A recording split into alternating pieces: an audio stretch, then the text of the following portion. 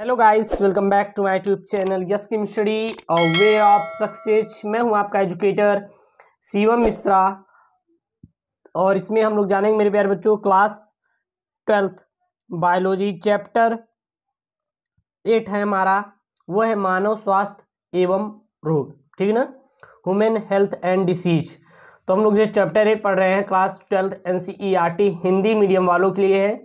English medium से हैं तो आप इसको ट्रांसलेट कर लीजिए इंग्लिश में लिखने की बात, और आपके लिए अच्छा सा नोट्स कंप्लीट हो जाएगा।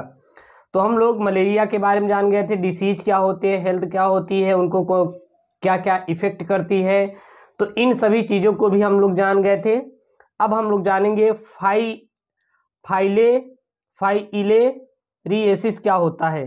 ठीक ना, फाइलेरिएसिस हमारा क्या होता है, अब हम लोग इसको जानेंगे।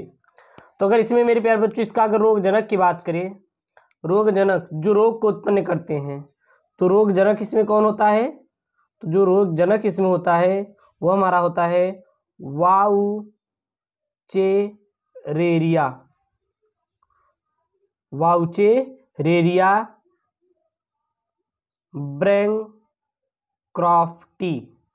ब्रैंक्रॉफ्टी। ये हमारा क्या होता है, इसमें रोग जनक का कार्य करता है। वहीं अगर रोगवाहक की बात करें तो रोगवाहक का जो कार्य करता है वो कार्य करता है मादा क्यूलेक्स मच्छर। फाइलेरिया किसके द्वारा उत्पन्न होता है? तो मादा क्यूलेक्स मच्छर के द्वारा। और इसमें कौन सा हमारा रोग विषाणु उत्पन्न होता है जो इसको फाइलेरिया भी इसको ही बोला जाता है, या फिर फाइलेरिएसिस का नाम भी दिया गया, फाइलेरिया बोलते हैं इसी को। अथवा में आप फाइलेरिया यहाँ पे लिख लीजिए तो सही रहेगा, अथवा हम क्या लिख लेंगे, फाइलेरिया। इसे ही फाइलेरिया भी कहा जाता है। ठीक है ना, तो मादा क्यूलेक्स या हाथी पाँव भी इसे ही कहा जाता है। तो मादा क्यूलेक्स मच्छर के द्वारा ही उत्पन्न होता है। अब चलिए डिटेल लिखते हैं। आप क्या लिखेंगे, यह रोग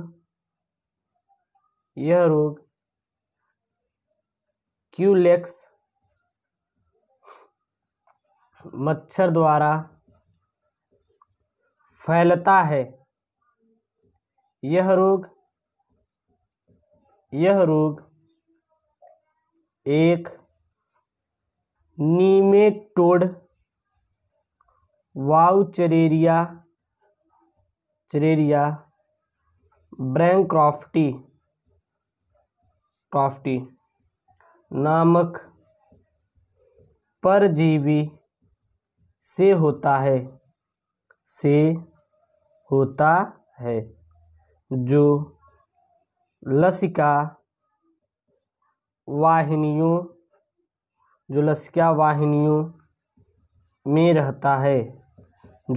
वाहिनियों में रहता है। इस परजीवी की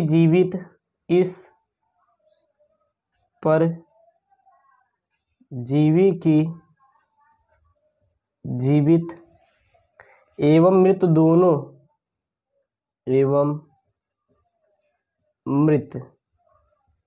दोनों अवस्थाओं में रोग होता है।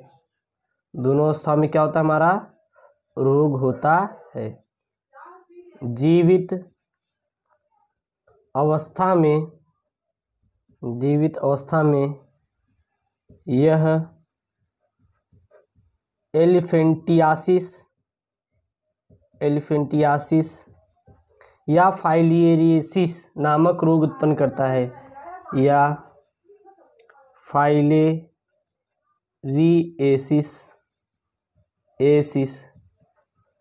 रोग उत्पन्न करता है। और इसे ही हाथी पाँव भी कहते हैं, और इसे हाथी पाँव भी कहते हैं। इसे ही और क्या कहा जाता है, तो हाथी पाँव भी कहा जाता है। इस रोग में लिफ वाहिनियों की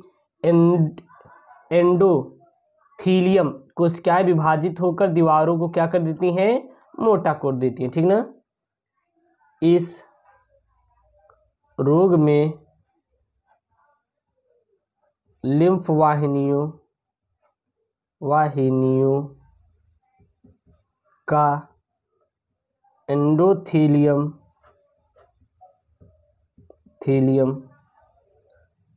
कोशिकाएं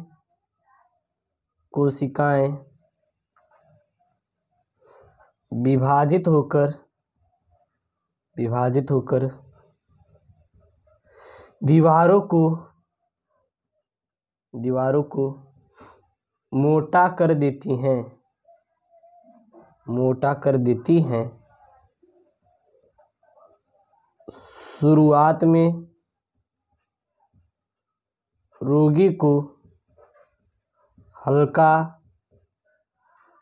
बुखार व शरीर में दर्द बना रहता है। शुरू में क्या होता है कि रोगी को हल्का सा बुखार और शरीर में क्या बना रहता है, दर्द बना रहता है। वहीं पर लसिका नोड के ऊतक व अन्य अंगों जैसे यकृत, प्लीहा, अंडकोश,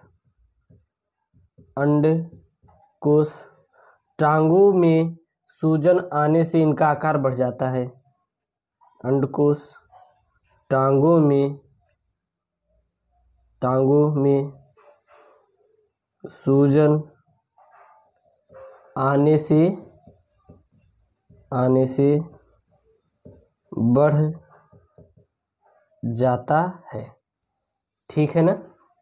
और क्या लिख सकते हैं, और यहाँ पे लिख सकते हैं मेरे प्यारे बच्चों, इस रोग की गंभीर अवस्था में टांग का आकार सूजकर क्या हो जाता है, बड़ा हो जाता है।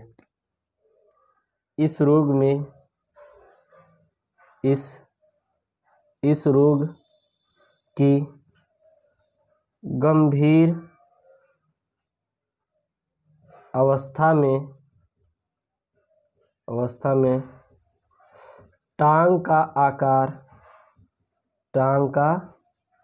आकार सूजकर बड़ा हो जाता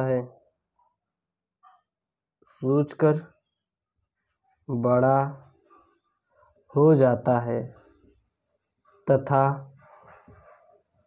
इस अवस्था को हठी पाव कहते हैं।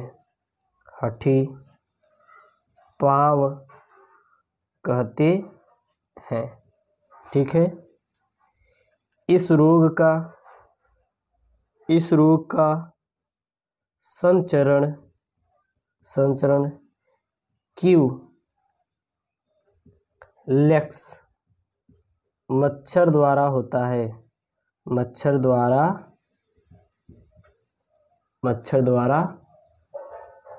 होता है। जब क्यूलेक्स मच्छर द्वारा किसी मनुष्य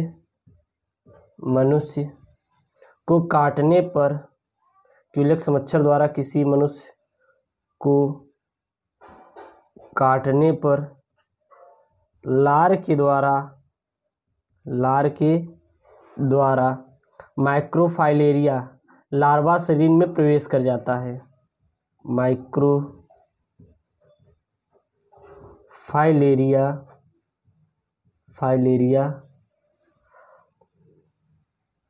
लार्वा शरीर में प्रवेश कर जाता है और यह रक्त व लसिका वाहिनियों में पहुंचकर वयस्क को रोग का संक्रमण बना देता है, ठीक ना। और यह रक्त व रक्त व लसिका वाहिनियों में पहुंचकर वयस्क में रोग का संक्रमण कर देता है। ठीक है ना। अगर इसकी रोकथाम की बात करेंगे कि आप इस रोग की कैसे इसको बंद कर सकते हैं, तो हेडिंग बना लीजिए कि फाइलियरेसिस रोग को बंद करने के उपाय या फिर इसकी रोग को दूर करने के क्या क्या उपाय हैं। ठीक है ना। अगर हम लोग उपाय की बात करें तो क्या क्या उपाय अपनाएंगे, तो पहले इस रोग से बचाव के लिए मच्छर व उनके लार्वा को नष्ट कर देना चाहिए तथा मच्छर के काटने से बचना चाहिए। क्या लिखेंगे, इस रोग से बचाव के लिए मच्छर व उनके लार्वा को नष्ट कर देना चाहिए तथा मच्छर के काटने से बचना चाहिए। ठीक है, पहला उपाय हो गया। दूसरा हमारा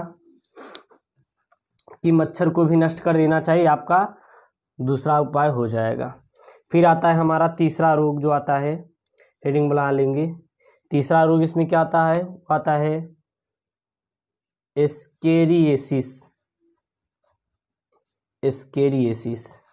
ये हमारा तीसरा रोग होता है। पहला मलेरिया था, फिर हाथी पाँव यानी फाइलेरिया या फिर फाइलेरिएसिस के नाम जानते हैं। तीसरा जो रोग आता है वो आता है एस्केरिएसिस। क्या होता है हमारा, अगर इसमें रोगजनक की बात करें तो रोगजनक जो होता है इसमें वो हमारा होता है एस्केरिएसिस या एस्केरिस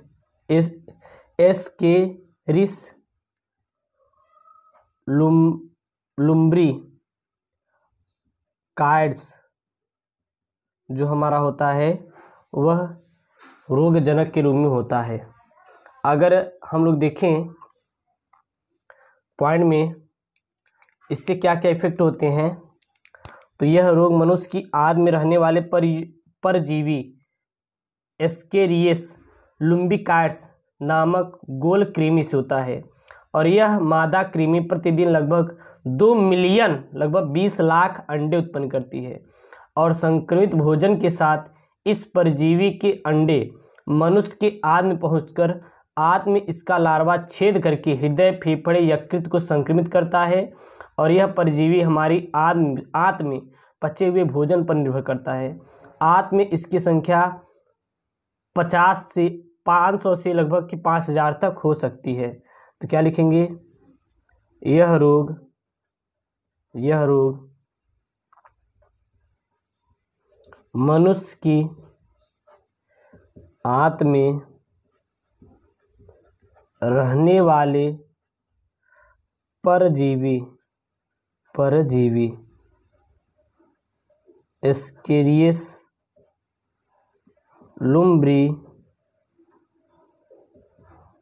काइड्स नामक गोल कृमि से होता है। एक मादा कृमि प्रतिदिन लगभग 2 मिलियन लगभग कि 20 लाख अंडे देती है। ठीक है ना। और संक्रमित भोजन के साथ इस परजीवी के अंडे मनुष्य की आंत में पहुंच जाते हैं, आंत में पहुंच जाते हैं, पहुंच जाते हैं और आंत में इसका लार्वा छेद करके हृदय फेफड़े यकृत को संक्रमित कर देता है। यकृत को क्या करता है? संक्रमित कर देता है। अगर हम इस रोग की लक्षण की बात करें तो लक्षण क्या क्या होते हैं? तो इस रोग के प्रमुख लक्षण क्या क्या हैं? पेट में दर्द और उल्टियाँ और घबराहट और ऐंठन, और हमारा क्या है? अतिसार, गैस्ट्रिक अल्सर इत्यादि। ठीक है ना। और यह जो परपोषी होता है, यह